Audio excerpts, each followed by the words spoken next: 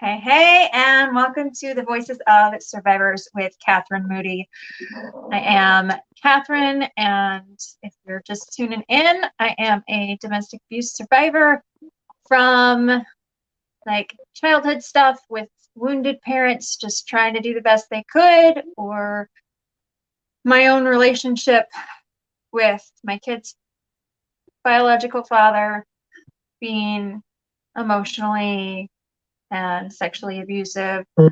So I've been through it, and now I'm on the other side, and I've been able to heal a lot. Of course, the healing journey is always done in layers and isn't linear at all, but it is possible.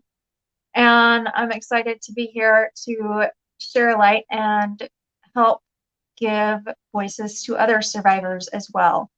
So today I am joined by Logan, and I'm super excited for him to share his story of being in the foster system. So Logan, what is some of the stuff that you went through with your abuse in that Well, situation? it was my first adopted parents actually that were abusive, Okay. and I lived with them from when I was a baby, from probably I think 12 months old. I don't exactly know until I was 9 years old when they unadopted me.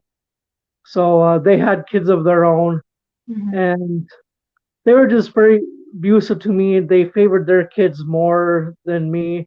Their kids would lie on me to get me in trouble. Like if they did something, and then I would get in trouble. And then worse things, happened to me when I said I didn't do something, and stuff like that.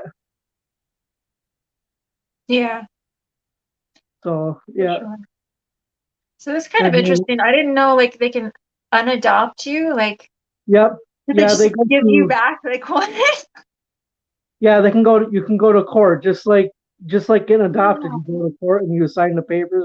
Get adopted. Yeah, you just go to court and you sign papers and get unadopted. Wow. And That's then I went crazy. to and then when I was living with them, I was also in respite a few times in foster care, even though I was living with them too, because there are Okay. times when they thought I wasn't welcomed, or or they thought I was bad with their with their kids, even though they're two of them were older than me and one was just a year younger than me.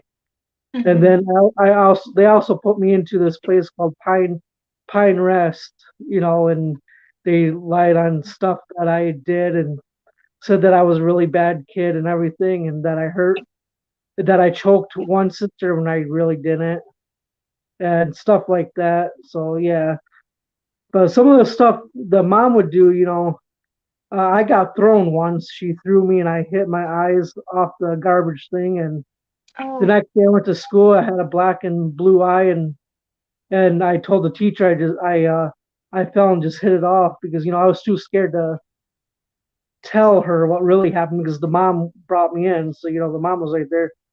And the one thing that bugs me is seeing people that ask other abused kids, why didn't you tell someone? Well, sometimes when the person's right there, you're too scared that you don't of what's gonna happen, of the consequences of and it's stupid when people that don't go through that kind of stuff, that don't know don't know the situation, if you know what I'm trying to say.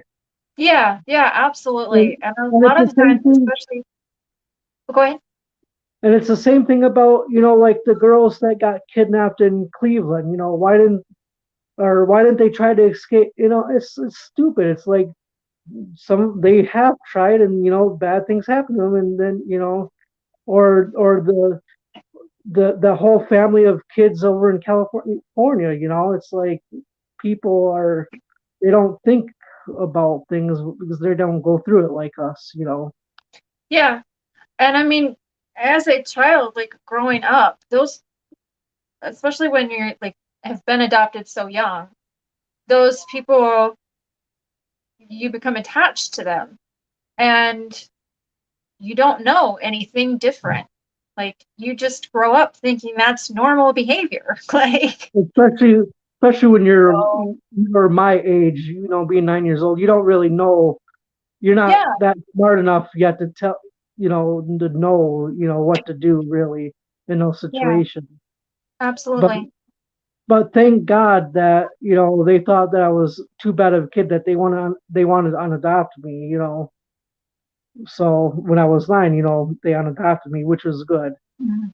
And and there are some things that they did, like the mom would suffocate me, Yeah, go on top of me, cover my mouth and nose, and if I did something wrong, like for instance, like someone knocked on the door and I answered it and I opened it. I was 8, I think. I didn't really know better, and she yelled at me and started, she went on top of me and started suffocating me because I did something wrong, stuff like that. And so, yeah, yeah. And then yeah. even Lots to deal with. the kids were even mean to me also. So, and so when the parents weren't even around. And then Yeah, when I did fight back, the kids would just say that I did something wrong and they didn't. yeah. Well, I mean, and they're like picking up the behaviors from their parents and just Yeah. like I said, they grew up thinking that's normal to pick on you, and Mhm. unfortunately, the cycle continues. Yep. And then Um, to go on to what helped me is when yeah. I got unadopted from them.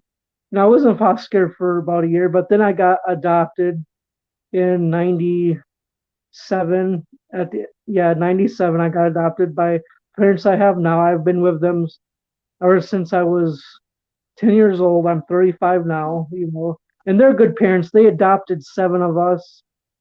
Oh, Most of nice. them were mentally handicapped kids, and then they did foster care with and they took in mentally handicapped kids for foster care. So, and stuff like that. And it took a while, to get over, what happened because, after I left from there, I had nightmares, of course. It took a few years for me to stop having them and everything. And it also took me a long time to forgive them, but I forgave them, because if you don't forgive, everything still holds back, and you know what I mean? So, Yeah. yeah. It's like holding the burning hot coal in your hand, expecting the other person to get burnt. Yeah. So, But yeah, yeah, so that's yeah, that's awesome. that's pretty much of everything. I mean, there's more, but it's hard to talk about more of it. So I just wanted to go into that kind of stuff. But Yeah, then, absolutely. So and what? also with my foster parent or like parents I have now, I Yeah, helped them. When I got older, I worked for them and I helped with the foster kids. And it's cool. It was cool to work with the kids and stuff. Because since I was in foster care, it's nice to give yeah, give back. to give back. Yep. And you So, can like relate a little bit to their, what they're feeling and going through. yep, And exactly. yeah, that's awesome. So So in thinking back, like, what do you think shifted going from having those nightmares and the unforgiveness to actually being able to forgive them and move on? like, what do you mean? Like, Like, was there some sort of like book you read or like therapy or something like a habit changed? I think it was just when I was getting older and knowing, Okay. knowing better. You know what I mean? So just Your time. brain develops. Yeah, your brain develops more from when you get older. So Yeah. because I never went to therapy, because I was so young, and so Yeah. but I remembered it. But yeah, it was just when I getting older, I think it just got over it. You know what I mean? Or I didn't get over it, but it was in the past. So it's something that you almost kind of forget about, but you can't forget about, if that Yeah, makes sense. absolutely. Yeah, So yeah, time can be one of the best healing methods, honestly. yeah, Just working through it and leaning into the present moment and just letting it be. Yep. Whatever it is. But also another note is before they adopted me, my biological parents were drug and alcoholics. So when Mhm. I went to visit them when I was taken away from them, I was able to stay with them for a weekend. They actually neglected me when I was, a baby because, they would keep me in the crib all week and they would do their drugs and stuff and they would just keep me in the with the when the social workers would come and get me, they would find me in the crib. I was told by a lady that used to take care of me when I was a baby. Mhm. When I was in her friend's parents' foster home. They took care of me.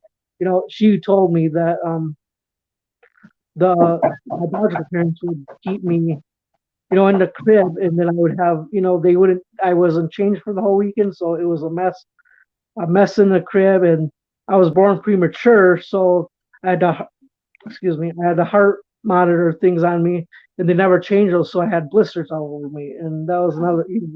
So neglect started when I was young, too. So, Yeah, absolutely. so yep. Yeah. And the body remembers all of it.